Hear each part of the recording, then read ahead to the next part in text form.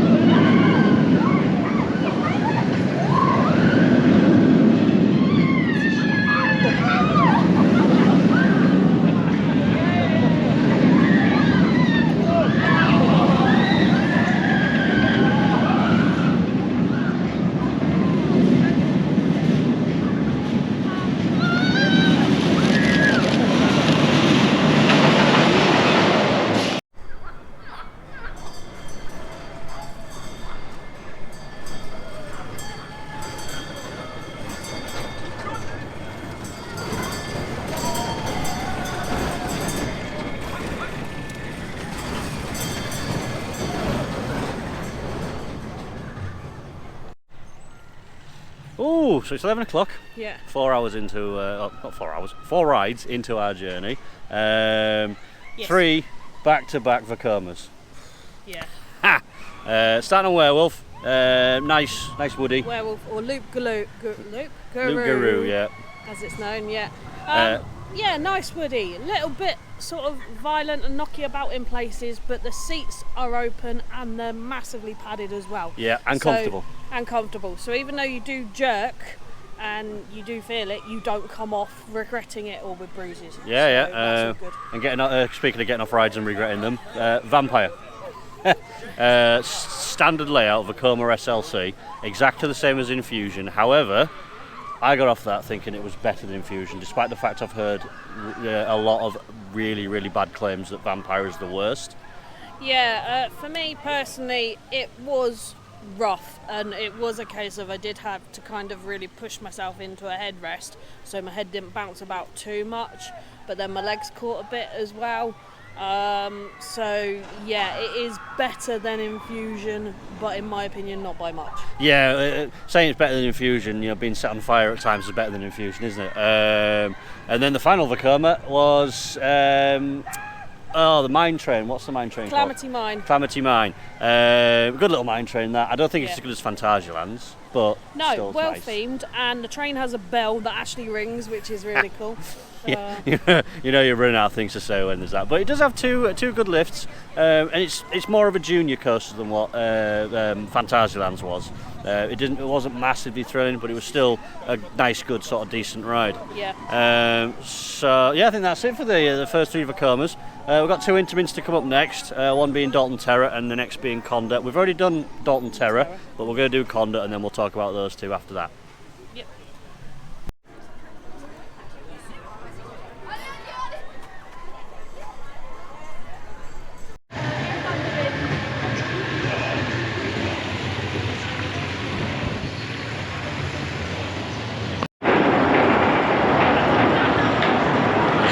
Just a sec.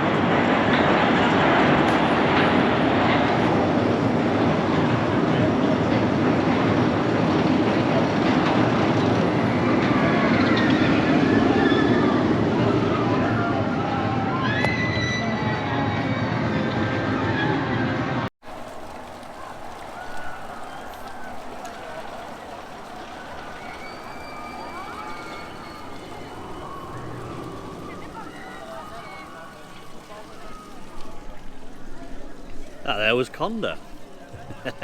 So as mentioned earlier on, we have just done back-to-back Intamins, as we did back-to-back Macomas. First was Dalton Terror, which was a lovely little drop tower. It's a bit taller than Apocalypse. Yeah, 252 foot, I think it is. Something around that, yeah. But yeah, straight up, straight down, nice and easy. There's no stand-up towers or anything like that, but still lovely views and nice and breezy at the top because it is a bloody warm day today. Yeah. And then, as you've just seen there, Conda. Another polarising coaster for us. Yeah. I phenomenally loved it. It's really impressed me compared to some of the other bigger coasters on this trip that have not been quite so impressive. But not a fan. Yeah, no, I am not a fan of it. Yes, we're at the front, but it's one of them. You can't see the first drop until you're actually halfway down it, which is a bit disconcerting.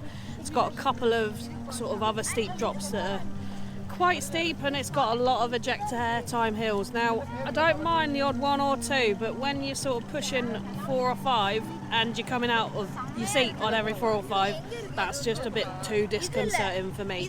So no, not my favourite coaster, but I have to say it was a smooth ride. I didn't get knocked about too much apart from the ejector hills. It's in a lovely themed area, the station's themed. And it's nice. It's a nice looking coaster. It's just not for me. Yeah. But on the other hand, it is for me.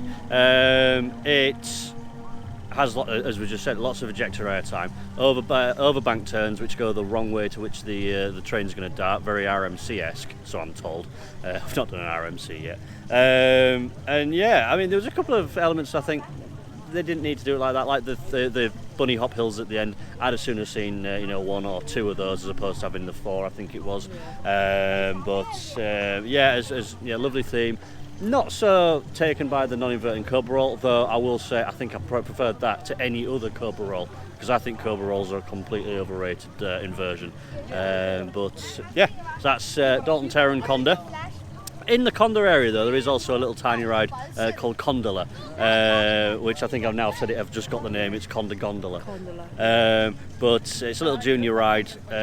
Just rotates a few times. It's just nice to see, that when they've built the big one, that they've given a little bit of support with a tiny ride, which is something that we've not seen, like with Ruckberg yesterday. Yeah. Ruckberg had only got Fly and nothing else, whereas here there's at least 2 rides. That's Conda.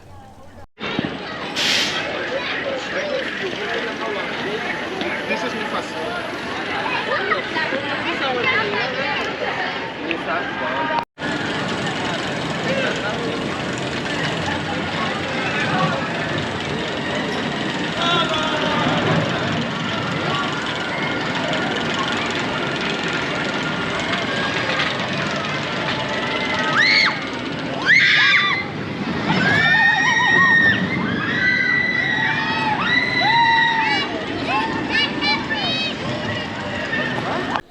There we go, so we've just come to, what is it, Ensoso? Ensoso. Yeah.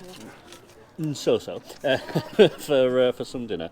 But before we had dinner, we went on Tiki-Waka. Tiki-Waka, yeah. Which is Gerslauer bobsled, very similar to Cobra.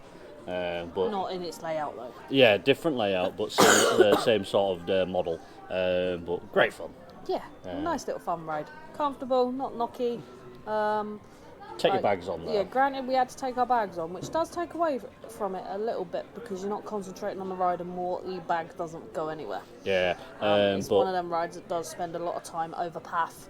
Yeah, but in fairness to the ride and the way that it operates, it doesn't chuck you around so much that I don't think the bag even moved, even though I was concentrating on, sort of, is it going to... It didn't chuck it out. So that was Tiki-Waka, and then we went on polarising ride here, Challenge of Tutankhamun. We both think that it's excellent. Excellently themed. The animatronics throughout and the story are really, really well done. It's very nice, yeah. And it's a shame because sort of that's what Toon Blaster, in my opinion, at Chesington should have been. Yeah, that's where it polarises. Could have been. Because I still think Toon Blaster's better. However, the direct comparison for me, it's not the same as Toon Blaster. It's very similar theme, but it's Laser Raiders because it uses exactly the same ride system, including the guns doing the pew pew sound. Yeah. And that is better than Laser Raiders. Yes. Yeah. But it's a bit more adult. I mean, just for context, in Laser Raiders you shoot things and lights will come on and stuff like that. In Challenge of Tutankhamun, there was scenes where there were skeletons that were coming towards us, and you shoot them, the green light goes orange, then you shoot it again, the green light goes red, then you shoot it a third time, the skeleton dies. I like that. That was a really cool thing. It would be nice to see Toon Blast doing something like that, but Toon Blast is going to take some topping. But saying that, Mouse or Chocolat yesterday. So, and then like I say, we're in the Ensoso restaurant, which is essentially it's like a KFC, sells chicken and things like that. It's African themed. Yeah, or tiki sort of thing. It's like sort of tiki area, but it's a lovely restaurant and everything like that. I've paid €16.50 for 5 chicken tenders, chips and refillable drinks, which we get in these really cool Conda cups, and we get to keep these. Or you can pay you get €1 back if you give them the cup back, but they are souvenir cups, so I'm going to keep that. And then you had. I had the vegan burger meal, which was $14.50 altogether. Nice burger, nice vegan burger. I had crisps in it as well, which was an odd one, but it was tasty. Yeah, that's something that we'll say. It's tasty. I think €16.50 is a little bit on the pricier side for me. But it's not unreasonable or anything like that. It is a theme park, and Walibi does seem to be owned by quite a bigger brand. So, but yeah, the food quality was definitely better than what we're getting over at home. So, not going to grumble too much. So that was dinner, Challenge of Tutankhamun and Tiki-Waka. I think next we've got quite a few choices actually. We've got Psyche Underground coming up, we've got Flashback, a couple of little kids rides and things like that, or potentially what was the boat ride? Golden River Adventure. Golden River Adventure. So we've got quite a few things to look forward to. So let's get cracked on. Right.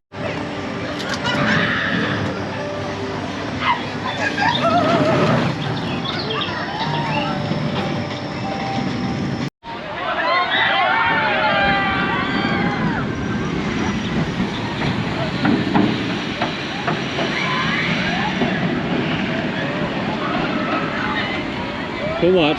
Crazy.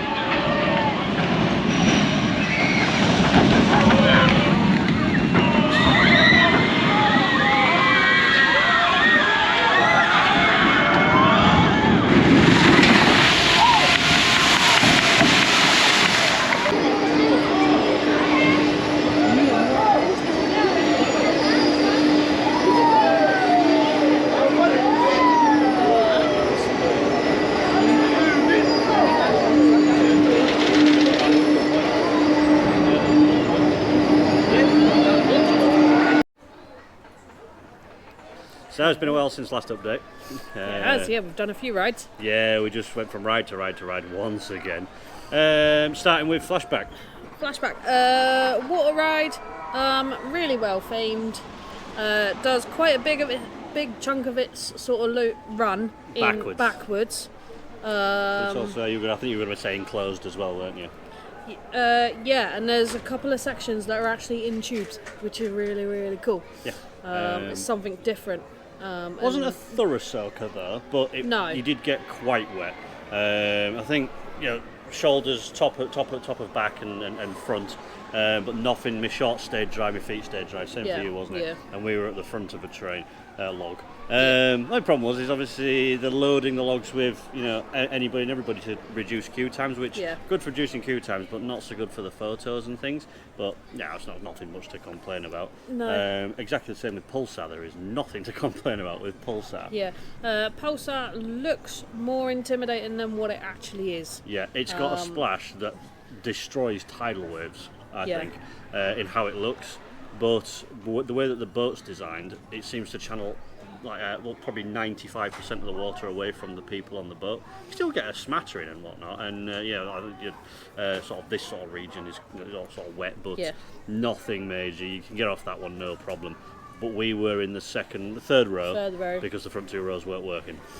So I don't know if it's the same at the front. And it's worth a ride because of the unique turntable system that they have for loading the cars as well. Yeah, I'll put a video up here, but so there's the loader train in the station while one's on the track, Once the one on the track's done, it then swaps places using the turntable, and the ride, as you'll see, it goes backwards and forwards up essentially a big U-shaped trough. I think it's essentially 3 times using linear induction, and it's one of the fastest, if not the fastest, in I think it's the Flemish region. And really good fun. Great to look at. The crowds are all sort of staring at it.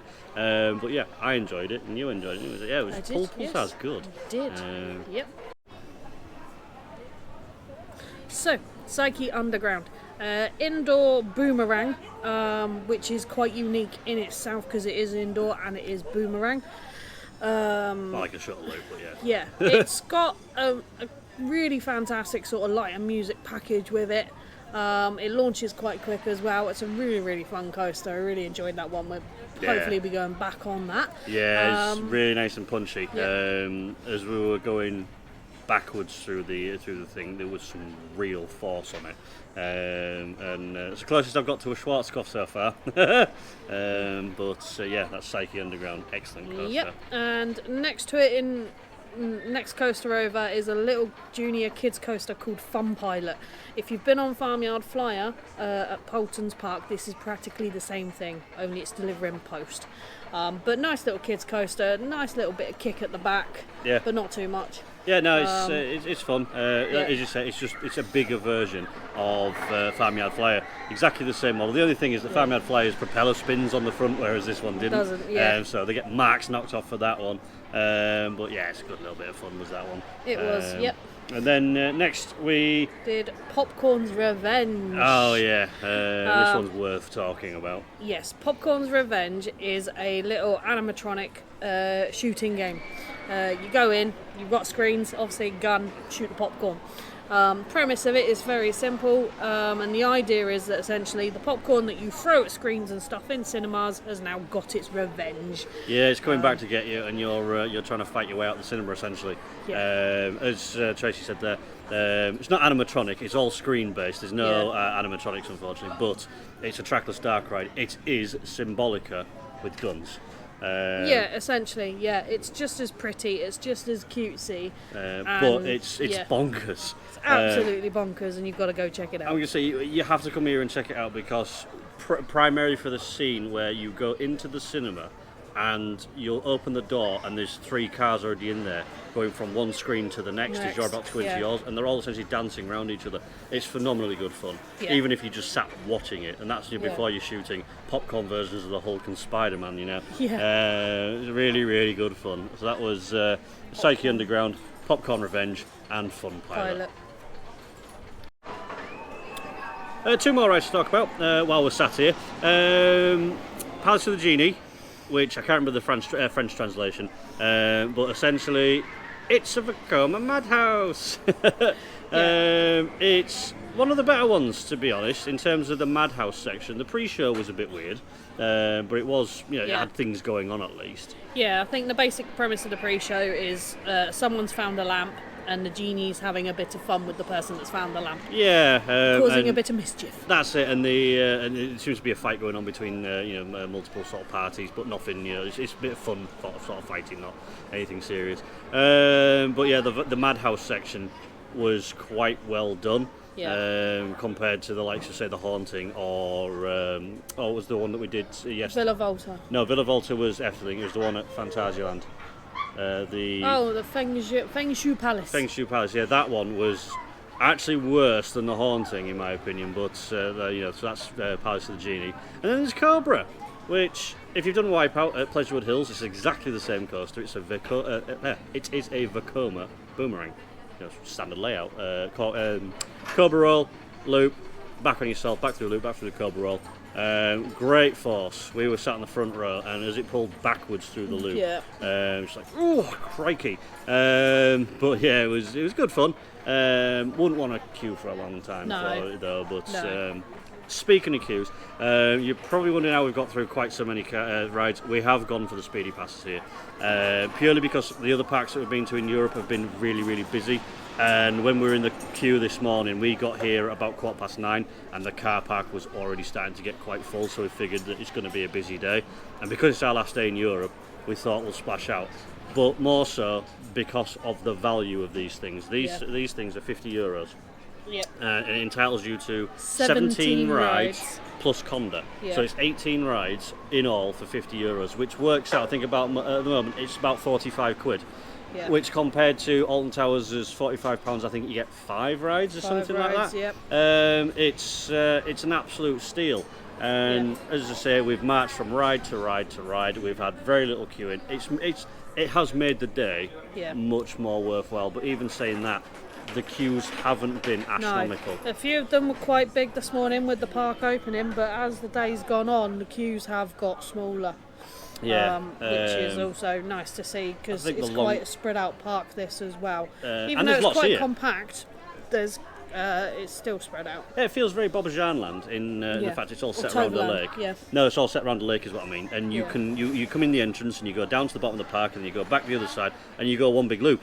It's great for that. But now it's about 4:30 and queues are starting to sort of die down again. I think the longest that we've seen was Tiki-Waka at 35 minutes. But we're hoping to, as we walk back down towards the bottom of the park, get another go on Tutankhamun's Revenge, hopefully get on Psyche Underground again because that was so good, and then popcorn on the way back out. So yeah, we will leave it there for now and update you when we get back in the car. Yep. Bye. So, photo booths in a lot of European parks. They are unmanned, but you can come up at the end of the ride, choose your photo, pay in either cash or by card, and then it will automatically print your photo out for you. There are booths in parks that are manned, but these are the unmanned ones. You don't obviously get the card holders with the unmanned ones, but it doesn't take from the photo. Yeah, it's €7 as well. It's not unreasonable. It is a bit on the pricier side, but that's compared to Plopsaland. No, Plopsaland, where you were paying €3, something like that, for essentially the digital code. So that is the other thing with these. If you get your photos printed like these at these booths, you won't get a digital code. If you get them at a manned booth, you do get a code. Yeah.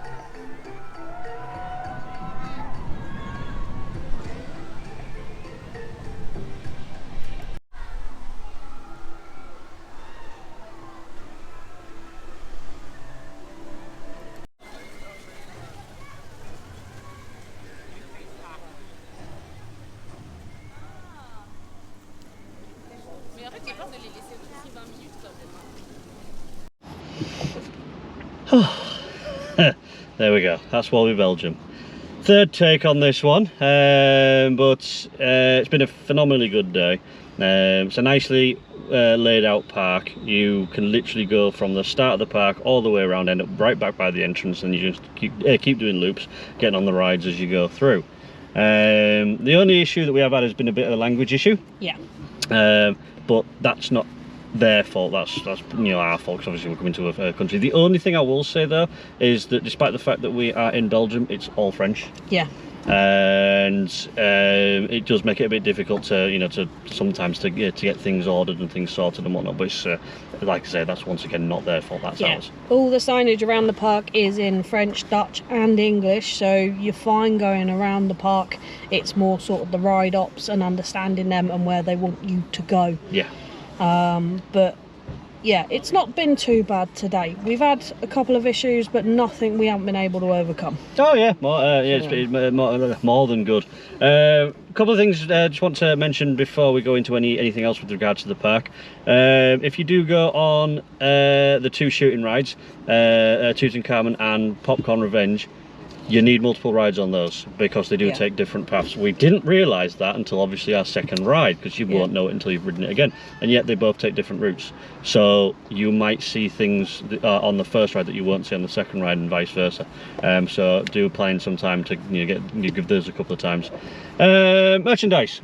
Merchandise, they've got loads of it. They've got loads of it for the park, and they've got loads of it in different themes for the park as well. Like they've got a pride theme, they've got a kind of princessy theme, they've got a standard sort of blokey theme, but then they've also got the standard stuff without the Walibi character as well, without the Wallaby, so which is really nice to see. They've got quite a lot of merch for the individual rides, t-shirt sizes up to 2XL, key rings.